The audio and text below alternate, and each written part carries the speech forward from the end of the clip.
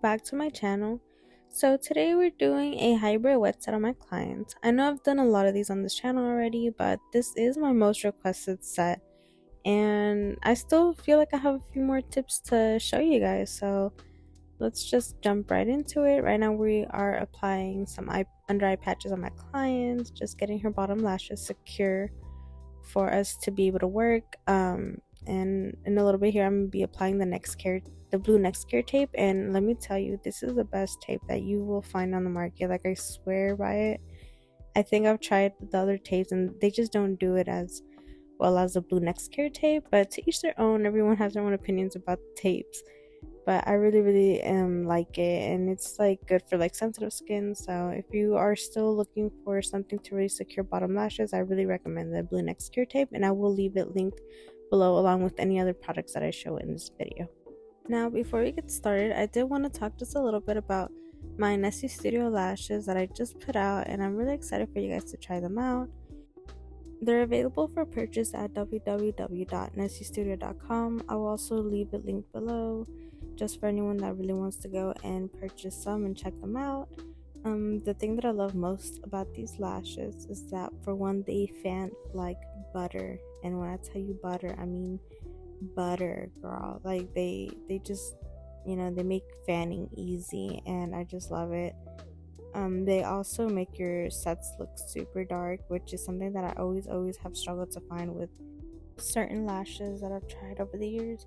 But yeah, with these lashes, it's a whole different ball game. I feel like you're able, even though if you want like a soft type of set and you really want that depth at the base, you will get that with these lashes. So that is what I'm most excited about. But yeah, I hope these lashes amaze you guys just as much as they amaze me. And aside from all of that, let's get straight into this video. Okay, so now that we have the lash map up on the screen, you can see that we're going to be doing a doll eyes. So we're going to start with the inner corners at 11 millimeters. We're going to go to our longest length, that's going to be right smack in the middle, 14 millimeter, and to our outer corner, we are going to start with a 12 millimeter, and these are all in decurl. Alrighty, so here we are. You can see as I'm placing my first spike, since this is a wet set, we are going to be doing closed fans. So like completely closed fans, or technically called spikes. Or that's what I call them. I don't know how other people call these, but yeah, so this kind of gives that illusion of like the lashes are wet, they're mascara type, and yeah, so we're going to go ahead and put in all of our spikes, and at the end we're going to go back in and put in our classics. That's what I usually like to do because it just saves time. You go in and you do the lashes, you fill them up with the 0.05s or 0.03, whatever you're using, and then you go back in and do you put in the classics. That's what has always helped me whenever I'm doing a hybrid set and I'm kind of cut for time. I always go back and do the classics last, just because they're just easier to put on. So you do the harder ones first, and then you put the more difficult, you do the more difficult ones first, and then you put in the more easy ones, right? So with this method, just be sure that you are skipping a few lashes, just so you have somewhere to place the classic lashes whenever it comes time to place those. Also, y'all, let me know down in the comments below what y'all would like my next video to be about. I can do a video on how to pick up your lash extension off of the lash tile or the lash strip, because I know some people have struggled with that. I struggled with that whenever I first started, so I know how it feels to not know how to pick up your lashes correctly, and you spend hours trying to make that fan or place that spike on there correctly. It's just a whole mess. But I can make a video on it just to kind of help you guys out with that, and that way you're able to learn it much quicker than I did. I can make a video about the glue types, the lash types, whatever y'all need, I can do that for you. Just comment it below, and I'd be happy to make a video on it. Okay, so another really good tip is to get some tweezers that really work for you and that you will love and cherish and just not be able to live without, because I swear you need good tweezers. Like these tweezers, the reason that I love them so much is because, for one, I love isolating with straight tweezers. That is just how I learned, and it's most comfortable to me. And because I can just really get in all types of angles that I really like, I can just maneuver my hand and just, see exactly where I need to go. And the curved tweezer, the grip is amazing, and I freaking love this tweezer. And I also love how at the top of the hand, by the handles, it has like a little indentation where you can really rest your first finger, and it's like very ergonomic. So I really love that about these tweezers. Now these tweezers are from Live Bay, and I will go ahead and link them down below. That way y'all can go ahead and purchase them as well. Really find what tweezers work for you. I promise you, I've had to order like 5 of these tweezers. They've been that good. I feel like to really put in the effort as a lash artist, you do have to invest so much in your quality tools, quality products. You need to make sure that you are using, things that are just not harmful and very easy for you yourself to use. That way it doesn't make your job even more difficult. Like the glues, you don't want to use cheap glue. You want to make sure that you're using at least affordable glue that is very, very good, and it stays intact and it doesn't get gooey on you the first month that you open it, stuff like that. You just want to make sure that your stuff that you're using is very, very well and well kept. Also, knowing how to store your glue is another big thing. Knowing what temperature you need to have your room at, the humidity levels, all of that comes into play with how your retention will be, how your sets will come out. And just pay attention to all of that, because it does matter, whether you think it does or not. But it all shows in your work. So make sure that you are investing in good quality things for your sets, and your clients will appreciate you for that. Alrighty, so I'm gonna just let you guys watch me fill up the rest of her lashes with these spikes, and I'll jump back in here if I see something that I want to touch bases on. So bye.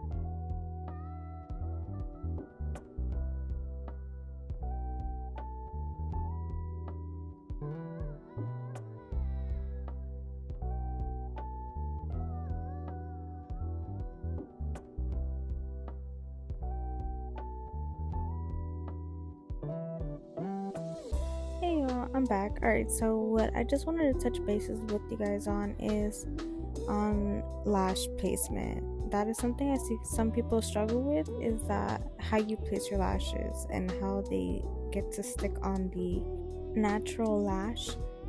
Whatever you do to put those lashes on that natural lash, you better make sure that that base is not lifting, because it's like whenever you get your nails done, right?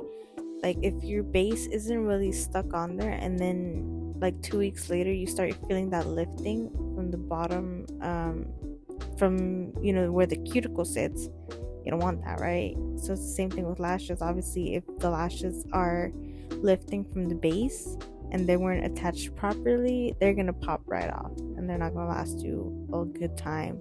Or if your client goes to brush her lashes, she's gonna see a bunch of these lashes popping off, or her lash spool is gonna get stuck and she's like, what the heck? So yeah, you need to make sure that the base is properly attached. So that has to be flat on the natural lash.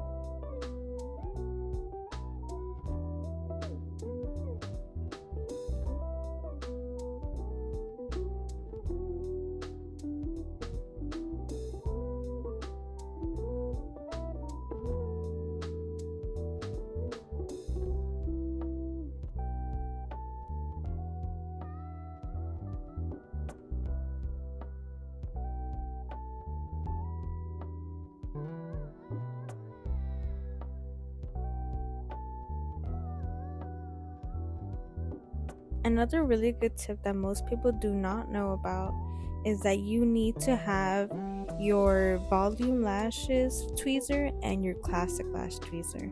The difference between these two is that one, I use them for my 0.05s and 0.03 diameters, and the one on the right, the blue tweezer, I use that for my classic lashes. The reason behind that is because your classic lashes, because they're a little bit sturdier, they are going to file down your tweezer. And then once they start filing that down, they're not going to work as well whenever you go to pick up a 0.05 fan versus, and or a 0.03 diameter. Like, they're not going to pick it up as well as they will a classic lash. So you need to be sure to have two sets of tweezers for different things like that. I didn't know that when I first started, and I promise you, I was struggling to pick up those lashes. I'm like, why aren't they picking up, But it's because of that reason that you need to make sure that you have the right tweezers for it. So that's why I don't use my volume tweezers for my classic tweezers, because I don't want them to be filed down. I don't want my volume tweezers to be filed down to where I can't pick up the 0.05 diameter lashes and the 0.03 diameter lashes. Like, you understand? They're softer lashes, so they're able to be picked up pretty easily. And then you need a little bit more toughness for the classic lashes. So it's something you don't think about, but it's there. So I'm just here to relay that information. And just to be clear, I'm talking about my picking up tweezers, not my isolation tweezers. My isolation tweezers, I don't have to switch them out whenever I'm lashing. Just, if I'm doing a hybrid set, just, and I get to that's why another reason why I do the classic lashes at the end.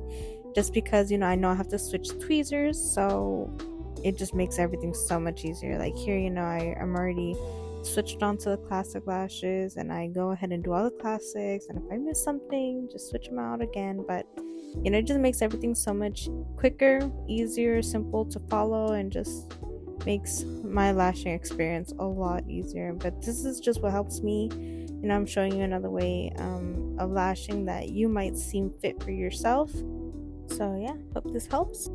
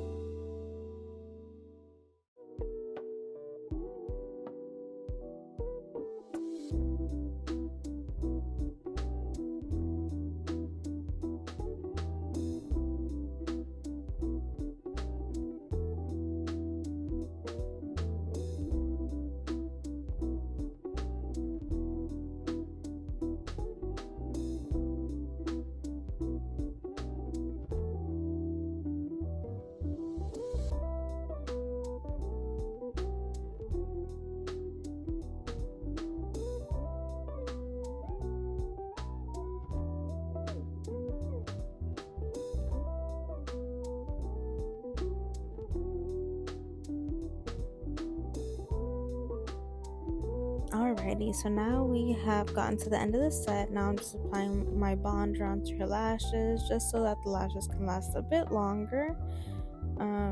Yeah, so thank you guys for staying tuned, and if you watched this whole video, congrats, because I know it's a long one. But yeah, thank you so much for watching my videos, guys. I really do appreciate it. And yeah, hopefully y'all are able to check out these lashes and see what y'all think, and let me know, how they feel for you guys, how your clients feel about them. But yeah, aside from all of that, thanks so much. So yeah, now we're just gonna fan her lashes and let her wake up from her beauty nap. And I always peel off the under eye patch from outer corner to inner corner. My clients have said that makes it feel a lot better than doing it from the inner corner to outer corner. Maybe try it out, I don't know, but my clients actually enjoy that.